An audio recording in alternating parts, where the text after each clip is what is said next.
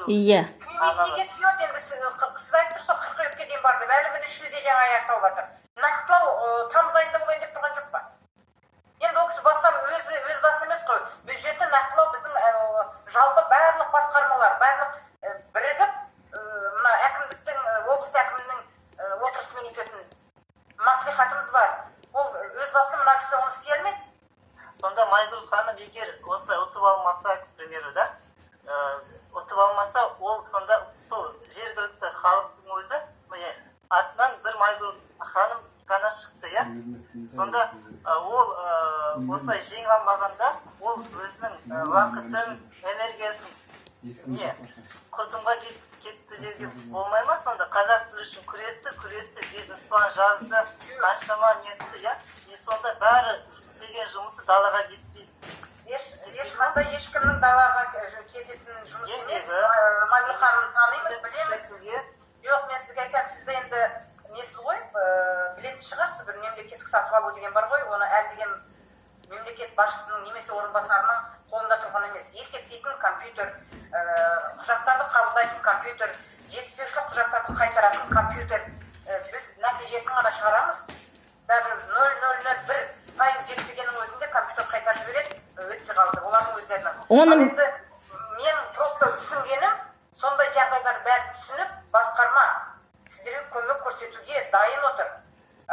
Нақтылауды күтейік деп отыр. Нақтылау болғанда, оған дейін нақтылау болғанша сіздерге көмек көрсетуге дайын отыр ғой, маман да береміз, кемшіліктерді түзетеміз деп. Оны сіз ғана айтып отырсыз, Сәуле ханым, ол бұл кісілер айтқан жоқ. Мен міне неше бір апта жүгіріп жүрмін бе? Мүлдем айтқан жоқ. Келесі жылы. Міне мына кісіге, мына мырзаға алып барды. Атамекеннен алып береміз деп. Мен бұл кісіге орынбасарына Дәурен деген мырзаға айтқан, менде мүлік жоқ. Кредитқа қоятын мүлік жоқ. Жоқ, атамекенін міне мырза отыр ғой. Байсейітов деген мырза кісі. Осы кісінің алдына да барғамыз. Мүлік жоқ менде. Бұл кісілердің атын міне сізден ғана осыны естіп отырмын. А вот мекеменің басшысы сондай, мен түсінбедім. Қалай басшы болып отыр? Сіздің аузыңыздан, Сәуле ханым, не естіп отырмын? Бір маман береді деп, көмектеседі деп, критериясын. Мен міне бір апта бойы жүгіріп жүрмін осы мырзалардың артынан. Сол 1 балл 0,80-ге жетпеген соның критериясымен сипаттап беріңіз деп. Соның өзі сипат. Жарайды, мен келсем, сіз айтасыз компьютер. А ол компьютерға кім кіргізеді? Адам кіргізбей ме екен соның барлығын? Адам кіргізбей ме екен? Компьютер өзінен өзі көктен алмайды. Адамның қолы тимесе. Сіздің құжаттарыңызды, берілген құжаттарды тізім бойынша енгізіп тұр. Мен сізге айтайын, бұл есть человеческий фактор деген де бар.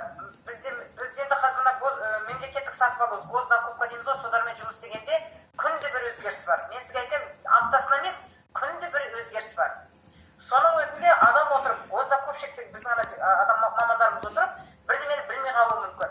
Мен өз басымнан біздің конкурсымыздың бірнешесі қайтарып келді. Сіз білмей қалған мүмкін. Енді біз бәрі пенде болғасын, енді бұндай жағдайларға ұшырап жатамыз ғой. Мен, сіз, может быть, жаңа естімей қалдыңыз ба? Мен Сағыныш Маратова айтқанда естідім, көмек болады деді. Мамандарға көмек, қандай кемшіліктерді түзетуге мүмкіндік береміз деді. Тағы да конкурсқа қатыстыруға сізге мүмкіндік береміз деді. Мен оны естідім, сіз қалай естімей қалдыңыз? Тамыз айында конкурс болады қайтада, қайра. Оның бір сұры несі бар? 10 күннен деген бар, 5 күннен деген бар, өзінің бір талаптары бар. Мен өз недерімнен айтып отырмын. Мына кісілердің енді бұл жоба болғасын республика деңгейде, бастау деген, бизнес деген, олардың өздерінің бір ерекшеліктері бар. Соған қарағанда бұл кісілер енді сол жүйемен істеп жатыр жұмысты. Енді сізге жалпы осы бүгінгі мына кездесуде менің түсінгенім, ешкім қарсы емес, не тілге қарсы емес, не осы жобаға қарсы емес, не сізге қарсы емес. Енді просто мынандай бір түсінбейтін жағдайлар болып қалған. Қарсы болсын болмасын, қаражат болмаса не істей аламыз? Бәрі сол қаражатқа тіреліп тұр ғой. Ол бос кеңсені қазір. Нақтылауды бүгін әкім айтты. Бір жұмадан кейін деді, келесі жұма деді ме, нақтылау болады деді. Енді барлық басқармадар уақытылы құжаттарды тапсырса, ол кезде нақтылауды тез өтеді. Енді кішкентай бір қаражат болған басқармалар бар. Көп бөлінген қаражатты басқа, олар бәрін жинақтамай, бір отдельно бір-бірден ешқашан нақтылау өткізілмейді. Сол себептен бүгінгі күннің несінен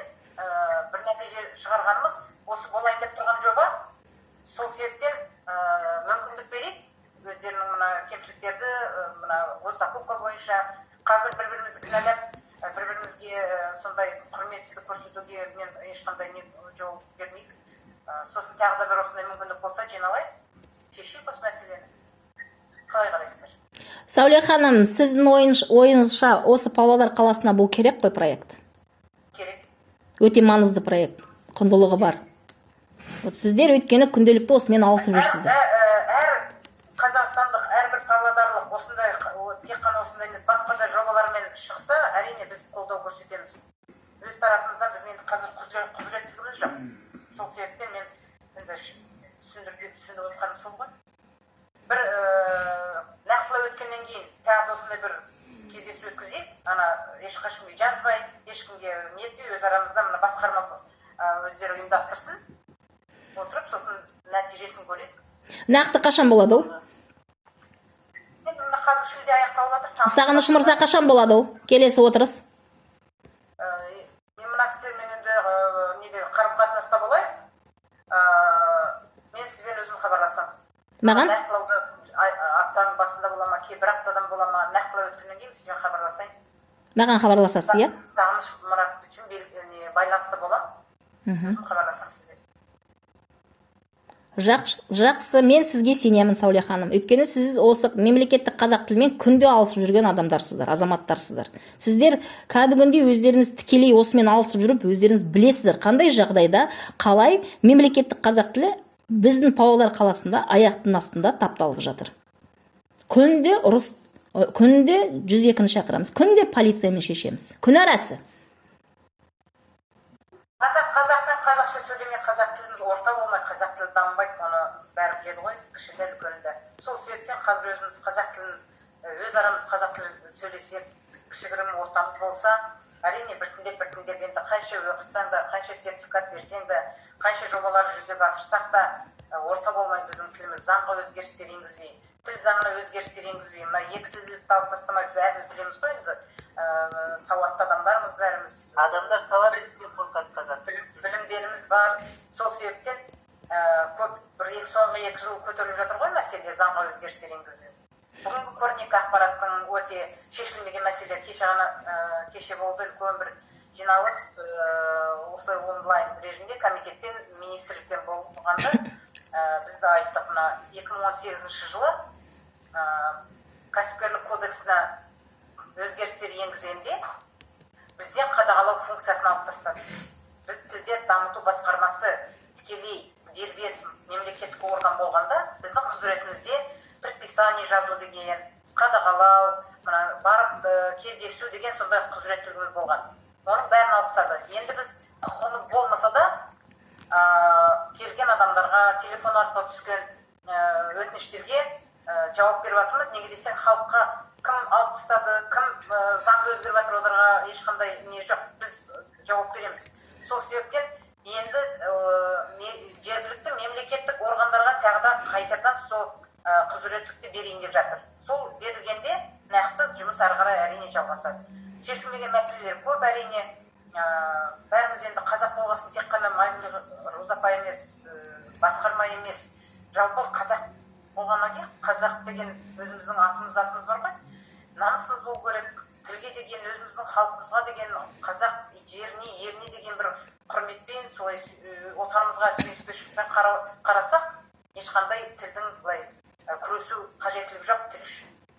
Бәрі өзіміз қазақ болғасын, қазақ тілінде сөйлесек, қазақ тілінде ақпарат алсақ, қазақ тілінде хат жазсақ, жауапты алсақ, осының бәрі орындалса, әрине ешқандай проблема болмайды. Ол тікелей мекемелерге байланысты ғой. Осы азаматтар, мен Сағыныш мырза сияқты өздері құжаттарын, өндірістің бәрін орысша жүргізіп отқанда, тілдері шорқақ болғаннан кейін халықтан не сұраймыз? Мекемелердің өздері қолдамай тұрғанда, міндетті түрде сол жерде талап еткен кезде, сонда ғана бірақ сөйлейді, әзер-мәзер. Сонда бұндай адамдарға керек пе деп ойлаймын мен. Өздері қолдамай тұр. Өзі қазақтарға, қазақ халқына қарсы шықты ғой. Мекеме, өкіметтің мекемесі. Защищать русскоязычное население. Почему это делается?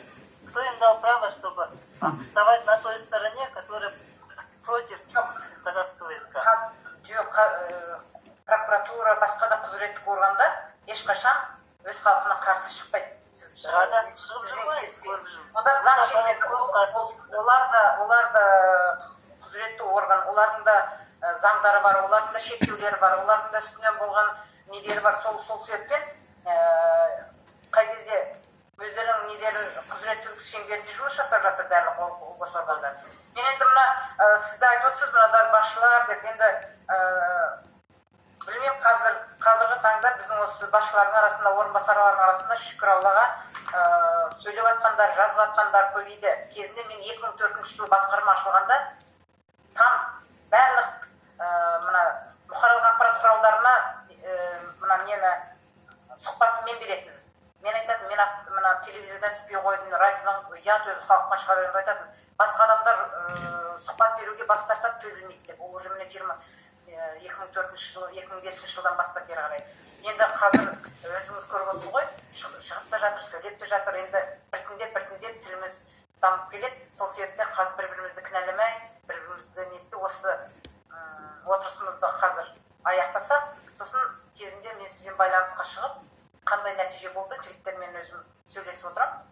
Нақты айта аласыз бе, қашан? Бір аптадан кейін бе? Қазір мен біліп әкімдікпен сөйлесіп, қай күні нақты, қазір әкімнің өзі білмейді шығар, неге десеңіз мен сізге айттым ғой, жаңағы барлық 24 облысқа қарайтын, әкімдікке қарайтын басқармалар бәрі бюджеттерін тапсырмай,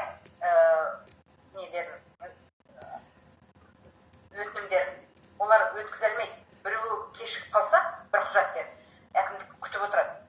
Сол себептен мен звондап біліп отырайын, қай кезде бюджеттің нақтылау болатынын. Сәуле ханым, Мен сізге айтайын, қай күні болады деп. Оған дейін сіз бір күн бұрын Сағыныш Маратовпен өзіңізді тікелей байланыста болыңыз. жақсы. Уақыт шектеулі. Самал ханым, телефоныңызды бермейсіз бе? Менің телефоным бар сізде. Менде бар, иә? Түсінікті.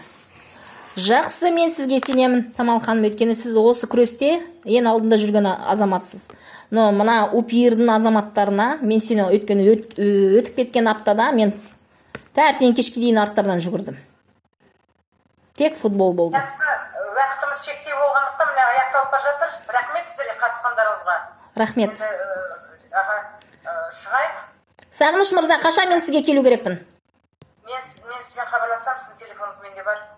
Мен әлі нақтылап алмай, қай уақытта қалай болатын, мен сізге қазір звондап не айтамын. Мен сізге айттым ғой. Жоқ, мен Сағыныш мырзаның өзіне, бұлар енді ақырын проектті айтып отырсыз ғой, қосымшасын кіргізу керек деп, критериясын. Біз бюджеттің заявкам жіберейік, сосын сізге хабарласамыз. Біз бюджеттің заявка экономикаға бердік. Ол қашан болады? Ол келесі аптада болады. Келесі аптада бюджетная заявка Алдымыздағы аптада, иә? Осы апта бітті ғой. Атамекен өңірлік кәсіпкер палатасында біз сізге ұйымдастырдық кездесу.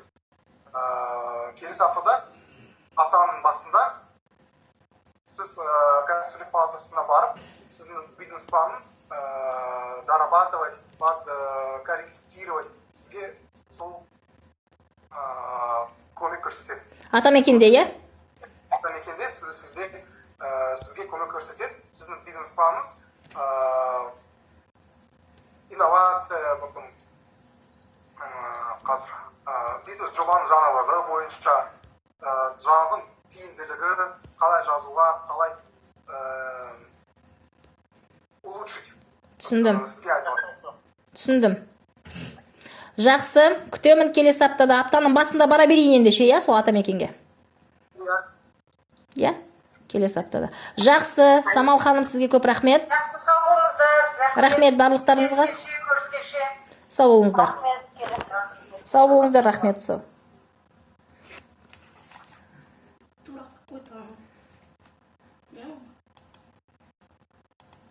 Ама